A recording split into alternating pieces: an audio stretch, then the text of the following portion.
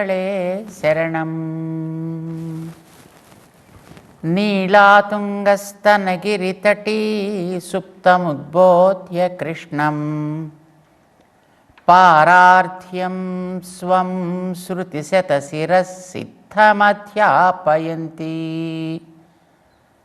స్వోచ్ఛిష్టాయాం స్రజి నిగళితం yeah బలాత్కృత్య భుంక్తే గోదా తస్యై నమ ఇదమిదం భూయ ఏవాస్తు భూయః.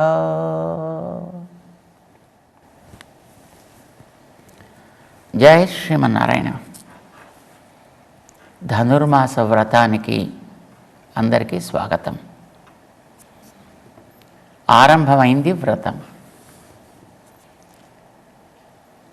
గోదాదేవి గోపికలు ఆచరించి శ్రీకృష్ణ అనుగ్రహాన్ని పొందిన ఒకనాటి వ్రతాన్ని 30 దినాలు ఆచరించాలి అని దానికి పూర్వరంగంగా తమ తండ్రి గారి యొక్క అనుజ్ఞ చేత తన ఊరినంతటినీ నందగోకులంలా భావించి తన తోటి చెలియలందరినీ కూడా గోపికల కింద భావించి ఆ ఊరిలో ఉండే వటపత్రశాయి దివ్య ఆలయాన్ని నందగోప భవనంలాగా అందులో పవళించి ఉండేటటువంటి ఆ స్వామినే శ్రీకృష్ణుడిగా నందగోకులపు వాతావరణాన్ని అంతటిని కూడా భావించి ఆ భావనలో తాను పూర్తిగా మునిగి తాను ఒక గొల్ల వనితే అదే నడక, అదే వాసన, అదే మాట, అంత పరిపూర్ణమైనటువంటి ప్రేమ భావనలో తానుండి ఆరంభం చేసింది వ్రతాన్ని. మొదట అక్కడ ఉండేటటువంటి తన చెలియలందరినీ కూడా పిలిచి చేయబోయే వ్రతానికి అందరినీ సిద్ధం చేయాలి. వ్రతం ఏమిటి, ఎందుకు, దీనిని స్వీకరించేదెవరు, దానికి తగిన ఫలితాన్ని ఇచ్చేదెవరు, ఏం ఫలితం లభిస్తుంది, యోగ్యతలు ఏముండాలి, ఇవి ముందర చెప్పాల్సి వచ్చింది. గోదాదేవి మొదటి పాటలో ఇవన్నీ కూడా మనకు వివరిస్తుంది. 30 పాటల్లో మొదటి పాట తనకి ఎదురైనటువంటి కాలానికి ఒక కృతజ్ఞత చెప్పుకుంటోంది. కాలం సాక్షాత్తు భగవత్ స్వరూపం. అందుకే అనుకూలించినటువంటి కాలాన్ని ముందుగా మనం కృతజ్ఞులవై దానికి మన యొక్క సేవా భావాన్ని వినివేదించి అప్పుడు ముందుకు సాగాలి. అందుకే గోదాదేవి అతి ఉత్తమమైనటువంటి ఒక వ్రతం ధనుర్మాస వ్రతాన్ని చెయ్యాలి అని తాను అనుకున్నప్పుడు కలిసొచ్చిన కాలానికి ముందుగా కృతజ్ఞత తెలియజేస్తోంది. మిగతా వాళ్ళు ఏదో కాలం ఎప్పుడు, ఏ రోజు, ఏ తిథి, ఏ నక్షత్రం, ఏ సమయం, ముహూర్తం ఇవన్నీ చూసుకుంటూ ముందుకు అడుగు వేయాలి.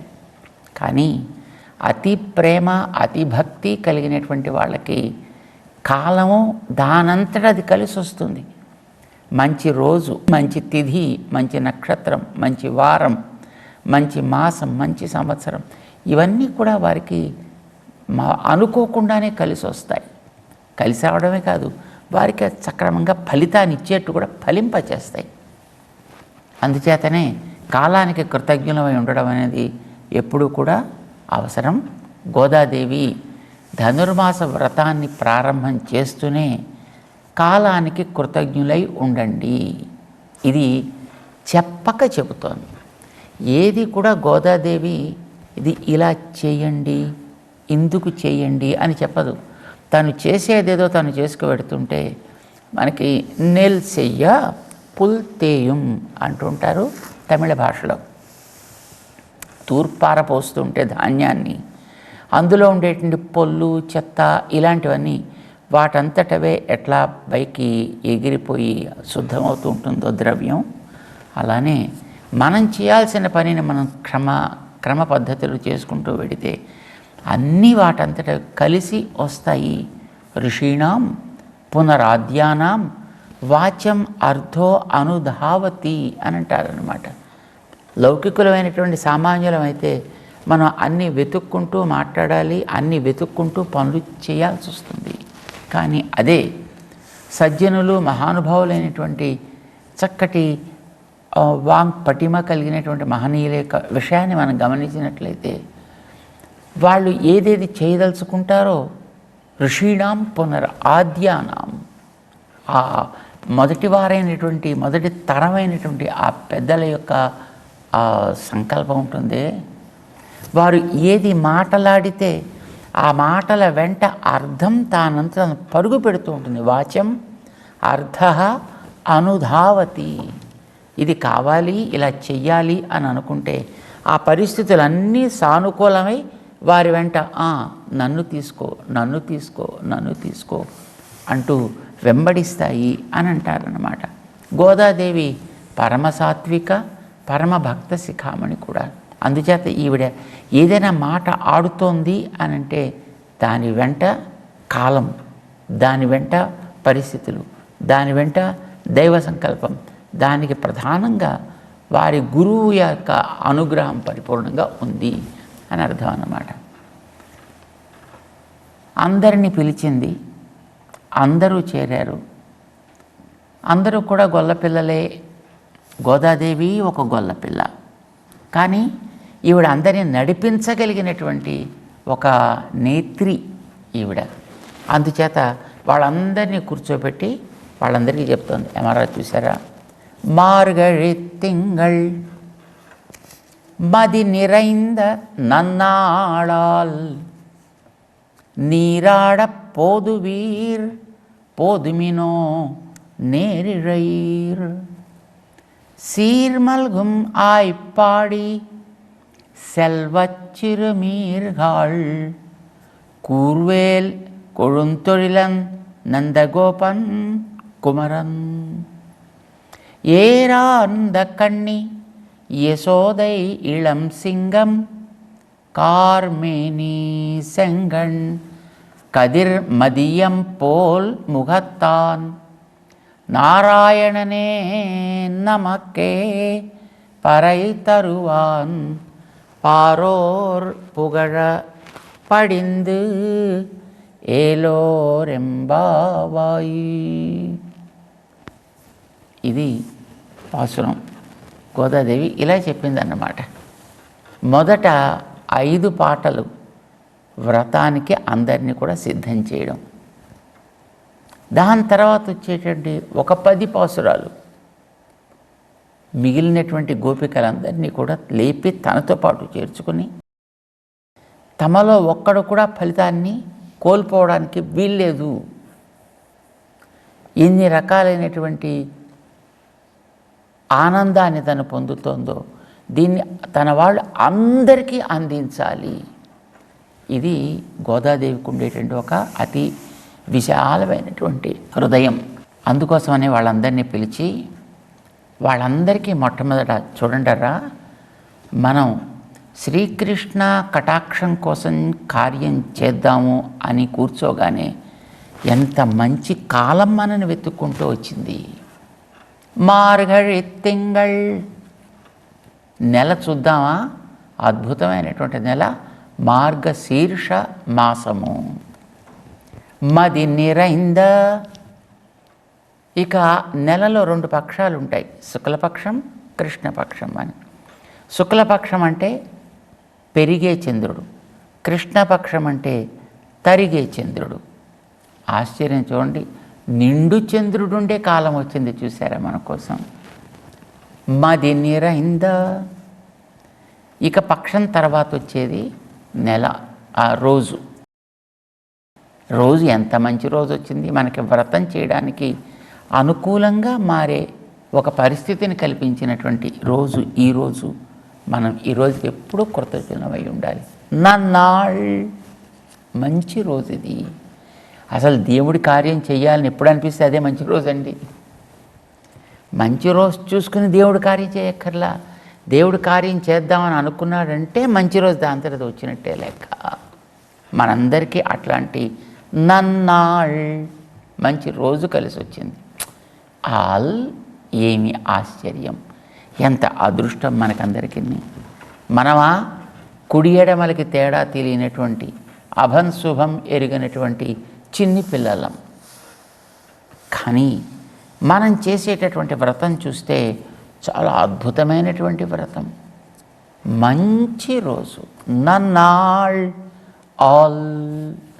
గోదాదేవి ముందర రోజుని ప్రశంసిస్తోంది, పక్షాన్ని ప్రశంసిస్తోంది, మాసాన్ని ప్రశంసిస్తోంది, సంవత్సరాన్ని కూడా ప్రశంసిస్తూ వ్రతంలోకి ముందుకు తీసుకెడుతోంది అందరినీ. మార్గళి తింగళ్ మది నిరైంద నన్నాళ్ ఆల్. అసలు పేరులోనే గొప్ప అందం ఉందండి. ఇప్పుడు ఈ వ్రతాన్ని మార్గశీర్ష వ్రతం అంటారు, ధనుర్మాస వ్రతం అంటారు. సామాన్యంగా సూర్యుడు ధనురాశిలోకి ప్రవేశించినప్పుడు ఆరంభించే వ్రతం ఇది. ధనురాశిలో సూర్యుడు సాగుతూ ఉండే 30 దినాలు చేసేటటువంటి వ్రతం ఇది. ఈ 30 దినాలు పూర్తయిన తర్వాత ఇందులోంచి మరొక రాశిలోకి ప్రవేశిస్తున్నాడంటే అదే పెద్ద పండగగా చెప్తారు చాలామంది మన తెలుగు వాళ్ళంతా. సూర్యుడు సంక్రమణం అనేటిని ప్రతి నెలలోనూ ఒక రాశిలోంచి మరో రాశిలోకి చేస్తాడు. కానీ ధనురాశిలోంచి మకర రాశిలోకి చేరేటటువంటి కాలాన్ని పెద్ద పండగ అని అంటారు. ఎందుకు అది పెద్ద పండగ అయింది? దానికి ముందు ఉండే రోజుని భోగి అని అంటారు. భోగి అంటే భోగముల్ని ఇచ్చినటువంటి రోజు అని అర్థం.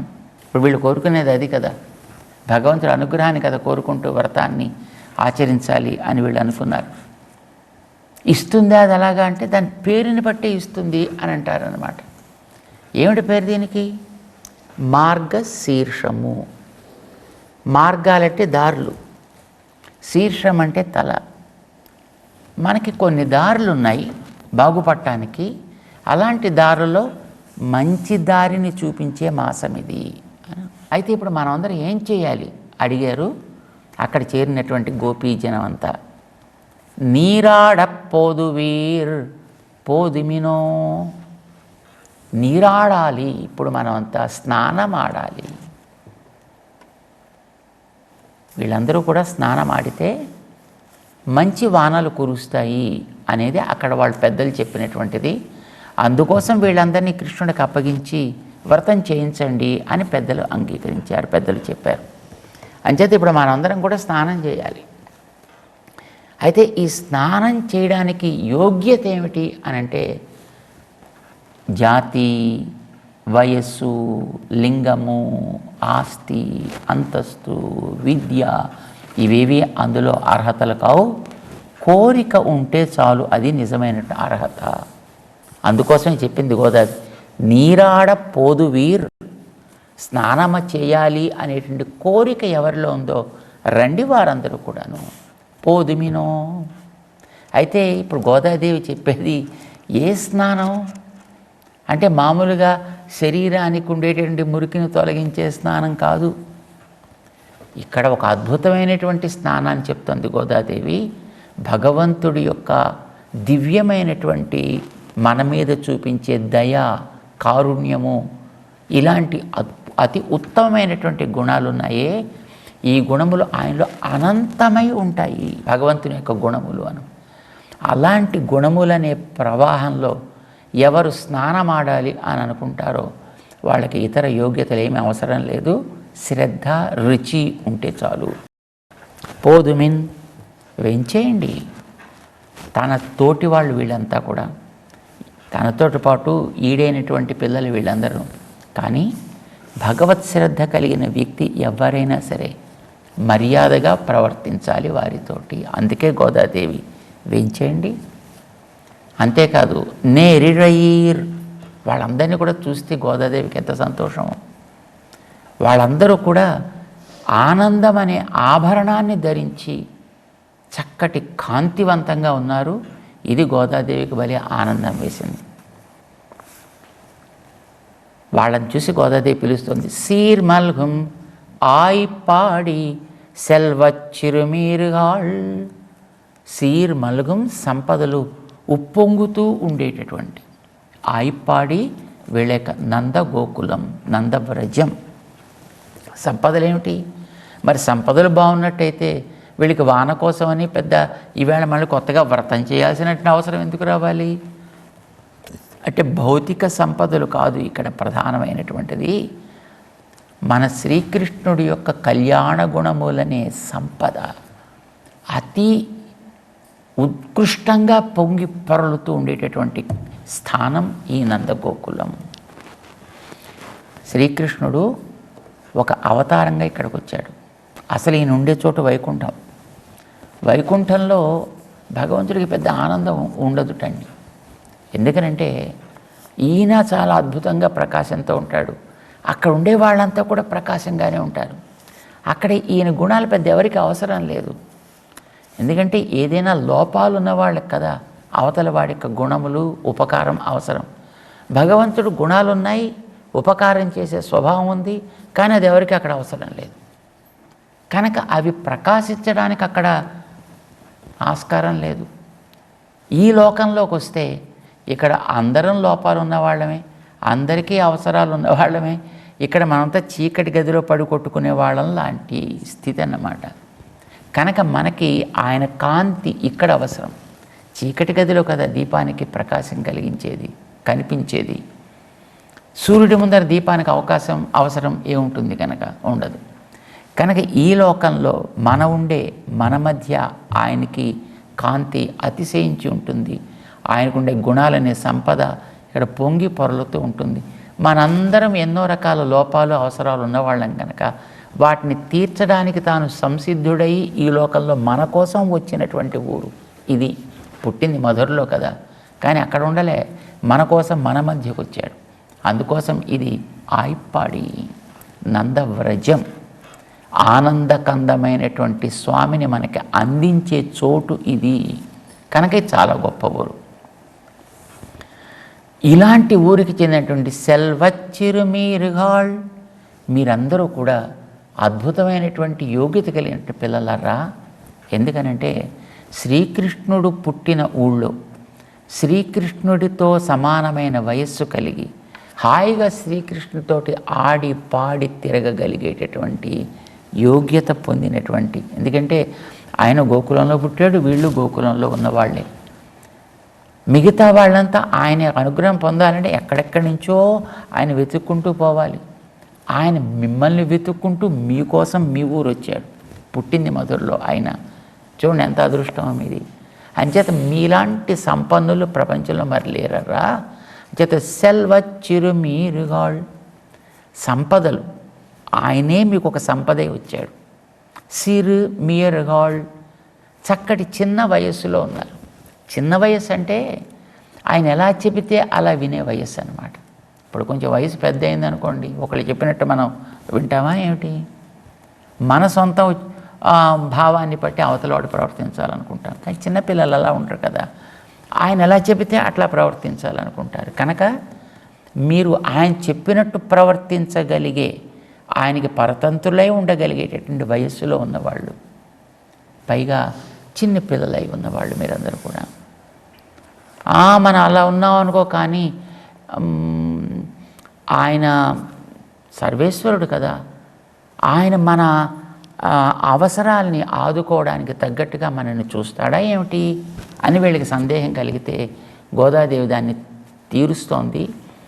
కూర్వేల్ కొడుంతొడిలన్ నందగోపన్ కుమరన్, ఆయన నందగోపన్ కుమరన్, నందగోపుడు యొక్క కొడుకై ఉన్నాడరా.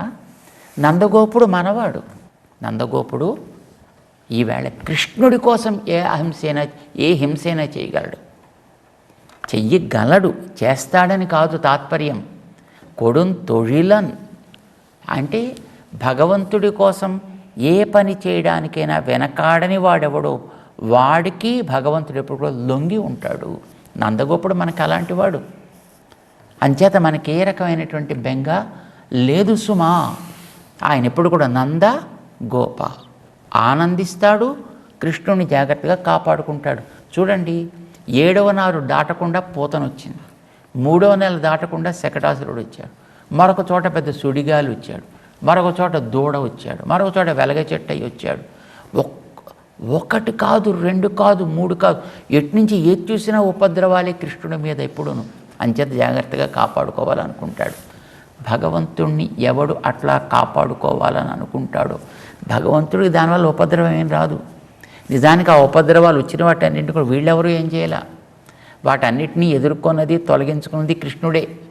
కానీ ఎందుకు తొలగించుకున్నాడంటే తనకేదో జరుగుతుందని కాదు, తన మీద ప్రాణాలు వీళ్ళంతా పెట్టుకున్నారు కనుక తాను ఏదైనా అక్కడ కనిపించకుండా అయినట్టయితే వీళ్ళందరినీ సుఖంగా అట్టే పెట్టాలంటే తనని జాగ్రత్తగా చూసుకోవాలి కనుక ఆ ఉపద్రవాన్ని నేనే తొలగించేస్తా అని తొలగించుకొని తనని వీళ్ళకి అందించుకున్నాడు ఆయన.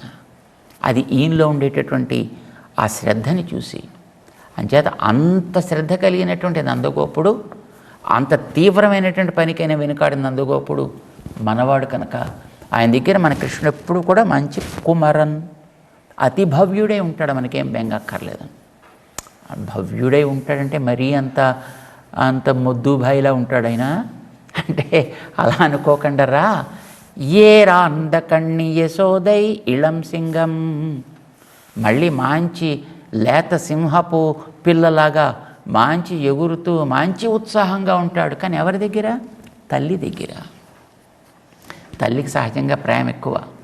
తల్లి దగ్గర పిల్లలు ఏ రకమైనటువంటి డిమాండ్ అయినా చేయగలుగుతారు కదా. ఆవిడ ఎట్లాంటిది ఆవిడ అంటే ఏర్ ఆర్ంద కణ్ణి, ఏర్ అందము, ఆర్ంద బాగా నిండి ఉండేటటువంటి విశాలమైనటువంటి నేత్రాలు కలిగినటువంటి యశోదమ్మ. ఆవిడకు ఉండేటటువంటి కళ్ళు ఎంత గొప్పవంటే లోకమంతా వ్యాపించినటువంటి తన పిల్లవాడిని తన కనుల సైగ నుంచి దాటకుండా ఉండేట్టుగా చూసుకునేటంతగా విప్పార్చి ఎప్పుడూ కాపాడుకుంటూ ఉంటుంది ఆ పిల్లవాడిని. ఆయన చూస్తూ చూస్తూ పెరిగిన నేత్రాలు, చెంపకు చారుడు అంటారే అలాంటి కళ్ళు కలిగిన ఆమె అంత అందగాడైనటువంటి భగవంతుణ్ణి, లోకంలో ఉండే అందాలన్నిటికీ మూలకంతమైనటువంటి స్వామిని కళ్ళల్లో పెట్టుకున్నటువంటి ఆవిడ కనుల అందాన్ని మనం ఏమని వర్ణించగలం కనుక అలాంటి యశోదమ్మకి ఆ మంచి లేత సింహంలాగా ఎగురుతూ కుదురుతూ ఆడుతూ పాడుతూ ఆనందాన్ని ఇచ్చేవాడు. ఇళం సింగం. తల్లి తండ్రి కనుక వాళ్ళ దగ్గర అలాగే ఉంటారులేండి అని అనుకోవద్దు. అసలు ఆయన స్వభావమే కార్మేని సెంగన్ కదిర్ మదియం పోల్ ముగత్తాన్. కార్మేని మంచి నీరు నిండినటువంటి నీలి మబ్బులాగా, దయా అనేటటువంటి నీరము నిండినటువంటి మబ్బులాంటి వాడైన ఎప్పుడు దయ కురిపించడానికి సిద్ధంగా ఉంటాడు. శంకణ్ ప్రేమ నిండినటువంటి నేత్రాలతోటి ఎప్పుడు వాత్సల్యాన్ని కురిపిస్తూ ఉంటాడు ఆశ్రితుల అందరి యందు కూడా. కదిర్ మదియం పోల్ ముగత్తాన్. మనందరి యొక్క బాగును కోరి సూర్యచంద్రులనే కాలాన్ని నడిపేటటువంటి వాళ్ళిద్దరినీ కూడా తన నేత్రాల్లో పెట్టుకుని సూర్యుడంత కాంతిని చంద్రుడంత చల్లదనాన్ని మన మీద ఎప్పుడు ప్రసరిస్తూ ఉంటాడు ఆయన. మనకేం బెంగక్కర్లే. అలాంటి దివ్యమైనటువంటి ముఖమండలంతో ప్రకాశించేటువంటి సహజ సుందరుడైనటువంటి స్వామి ఆయన.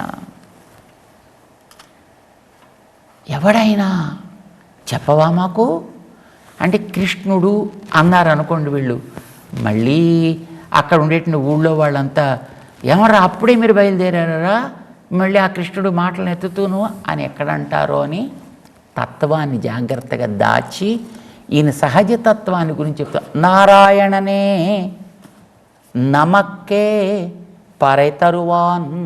ఆయన పేరు నారాయణుడు. గోదాదేవి ఈ వ్రతానికి మూలమైనటువంటి ఒక మంత్రాన్ని మనకు అందిస్తోంది. నారాయణనే, ఆయన పేరు నారాయణుడు. నారములంటే ఈ ప్రపంచంలో వస్తువులన్నీ, ప్రాణులన్నీ, వాటికి అయనం అంటే ఆధారం. వాటిని లోపల పెట్టుకుని కాపాడేవాడు, వాటన్నిటికీ బయట ఉండి తాను వాటిని రక్షించేవాడు. అంచేత మనకేం బెంగక్కర్లేదు. నమకే ఆయనే సర్వస్వము అనుకునేటటువంటి మనని తప్పకుండా వదిలిపెట్టకుండా మనమే ఆయన సర్వస్వం అన్నట్టుగా కూడా ఆయన ఉంటాడు. కనుక మనకి వేరొక మంత్రం అక్కర్లేదు, వేరొక దేవత మనకు అవసరం లేదు. ఆయన మనని వదిలిపెట్టి ఎప్పుడు ఆయన ఉండలేడు. నారాయణనే నమకే పరై తరువాన్. వినండి, మనం చేసే వ్రతానికి మనకు కావాల్సింది పరై అనేటటువంటి ఒక అందమైనటువంటి ఒక వాయిద్య విశేషం. ఇది మనకు ఆయనే ఇవ్వాలి, మరొక చోట మనకు అది లభించదు. తరువాన్, తప్పకుండా ఇచ్చి తీరుతాడు. సరే, మనం ఇంత కష్టపడి చేస్తే ఏమవుతుందా? పారోర్ పుగడా. మనం ఎవరి కోసం చేస్తున్నాం ఈ వ్రతాన్ని? శ్రీకృష్ణుడు అనుగ్రహం మనకి. కానీ దీనివల్ల కలిగేటువంటి ఫలితాలని మనం కోరుకోవట్లే. భౌతికమైన ఫలితాలన్నీ కోరుకునే వాళ్ళు ఊరి వాళ్ళు కనుక ఊరి వారందరికీ కావాల్సినటువంటి ఫలితాలని అన్నీ ఇస్తాడు. వాళ్ళకి కావాల్సిన ఫలితాలు వాళ్ళకి దక్కుతాయి. వాన, పంట, పశువులు. అవి దక్కించినందుకు కృష్ణుడిని వాళ్ళు పొగుడుతారు. అలా దక్కే వ్రతం చేసినందుకు మిమ్మల్ని అందరినీ కూడా లోకం అంతా పొగుడుతుంది. పారోర్ పొగడా. కావాల్సింది ఒకటే, పడింది. శ్రద్ధతోటి మనం చెయ్యాలి. తప్పకుండా చేద్దాం. అంచేత సిద్ధపడండి వ్రతానికి అని గోదాదేవి వ్రతం పేరు స్నానవ్రతం అని, ఫలితాన్నిచ్చే మంత్రం నారాయణ మంత్రం అని, అందించేటండి స్వామి సాక్షాత్తు నందగోపుడి కుమారుడై యశోదమ్మ సింహమై ఉండేటటువంటి శ్రీకృష్ణుడని, యోగ్యత దీనికి కేవలం రుచి ఉంటే చాలు, శ్రద్ధతోటి వ్రతం చేస్తే చాలును, తప్పకుండా మనకి ఈ వ్రతం సకల సంపదల్ని ప్రసాదిస్తుంది అంటూ మొదటి పాటలో అందరినీ సిద్ధం చేస్తోంది. చక్కగా మనం కూడా దీన్ని పాడుకుంటూ వ్రతంలో ముందుకు సాగుదాం. ఆండాళ్ తిరువడిగళే శరణం. జై శ్రీమన్నారాయణ.